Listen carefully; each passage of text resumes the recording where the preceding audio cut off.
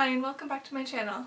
I decided to do a sub-series of videos and I'm going to call it Fact, Problem, and Solution, wherein I look at issues confronting women today and delve into the fact of the matter, why it's a problem for women, and what I believe the solution is. For example, we would have fact, women are oppressed. Problem, this is unjust, women deserve better and we know how to do better. And the solution could be feminism, radical feminism, women's liberation, and how that would manifest.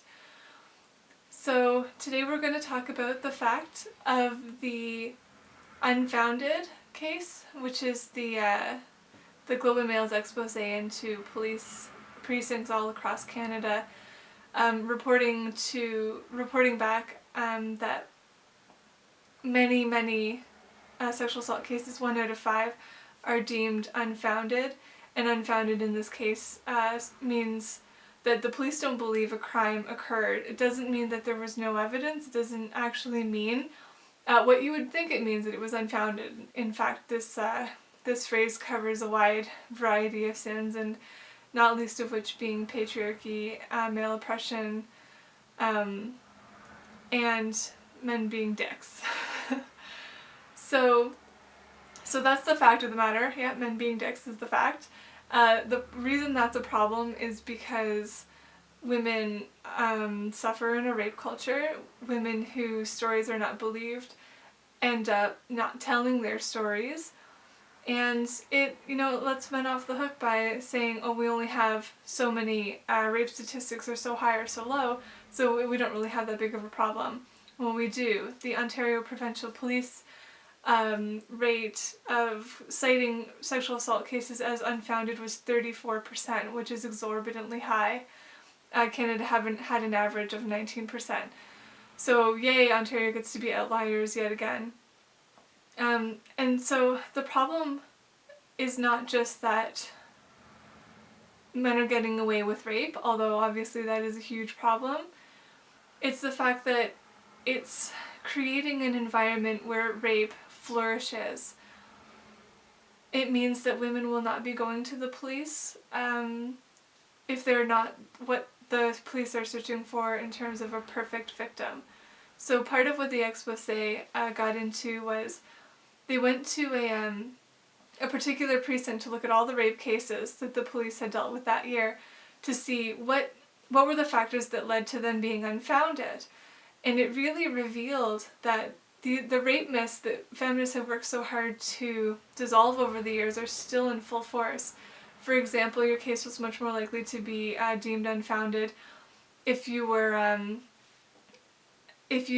were inebriated at the time of the assault, if you were a lower class woman, a woman of color, a woman in poverty, if you had issues with drinking or mental health, and if you didn't say no as vociferously as the police believe you should have, if you didn't leave the perpetrator with any defensive wounds, and if during your interview with the police, which is actually a lot more like an interrogation for victims of rape, even though they are the victims, if you didn't perform what rape trauma looks like according to rape myths. So if you were not crying, falling apart, devastated, curled in on yourself, if you, for example, displayed inappropriate laughter or no affect at all, which as we know are symptoms of a trauma response,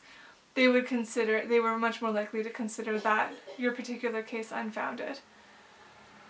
So there's obviously a lot of problems going on here. Women need to be able to trust in the fact that they're going to get justice if they go forward. Instead, they're getting re-victimized. So for me to want to resolve this, what is the solution here? Well, there's a couple places that came up with the idea of having women's advocates, like from a women's law center or from local crisis centers, go do like a yearly review of the rape cases that precinct dealt with in that year, to really delve into the reasoning behind why certain cases weren't followed up with. And I think that that's a positive step, but I also think that that's too late.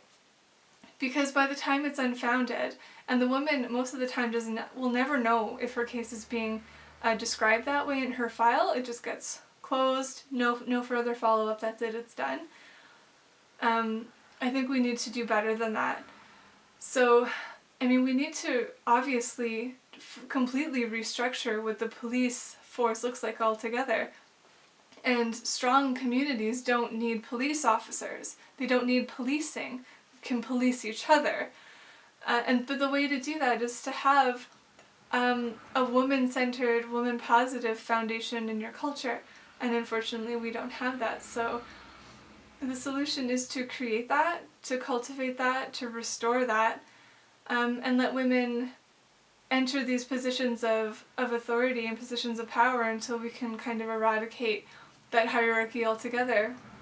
And if we need to implement all-female police forces, there are places that do that. There's, in India, the Haryana state did this, an all-women precinct where victims of rape could go in and feel like they were talking to someone who actually wanted to support their case. Whereas what we have is a very aggressive and confrontational system where victims of rape feel automatically disbelieved. And I think there's a lot of reasons for that too. Like not only do the older cops fully believe and uphold rape myths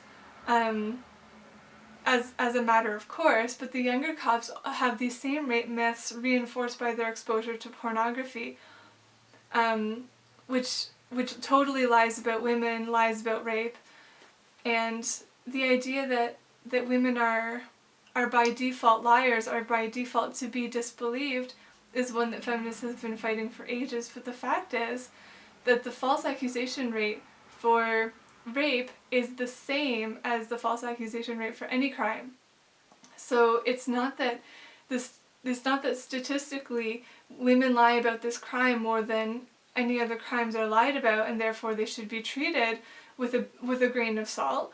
It's the fact that women in our culture are set up to be disbelieved because men don't want to believe the truth, which is that women face rape every day.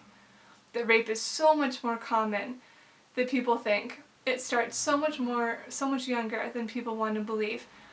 And we continue to have these conversations in order to cultivate change. And I support that, but I also believe that we need to go even bigger and fully destroy the system that enabled this much power and control for one agency to begin with.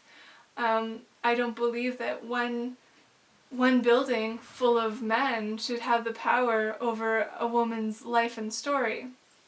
So I think obviously the solution to this, and I'm sure the solution to many of this series that I'm doing of fact, problem, solution, will be women in charge of everything all the time.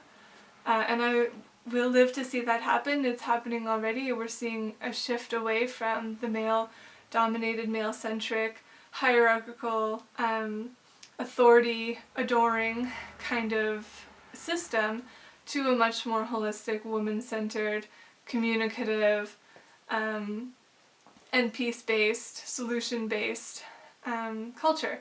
So I fully support that, and that's going to be women's liberation. So hopefully that means that victims will begin to get justice. They are doing a review, I think, of 10,000 cases between 2010 and 2014, so that's great. That is such a small chunk, and it is insufficient. So I guess all we can really do is continue to talk about this, use your social media avenues to discuss this, recognize that this is hitting certain segments of the population much more disproportionately, like women of color and Indigenous women and women in poverty, and also recognize that part of the reason police officers don't want to investigate rape appropriately is because they have a rapist mentality themselves, and as Indigenous women know, police officers can often be rapists themselves. So of course they're not going to have the same solution-based attitude toward these cases when they themselves believe that rape is just a natural thing that happens, that they themselves are rapists. So we're not going to get the resolution that we need from these case reviews, I don't believe. And moving forward, we're going to need to see something a lot more powerful than just women's advocates getting involved once a year. This is going to take a complete revolution of this system. And stay tuned to see how that can play out. Thanks a lot.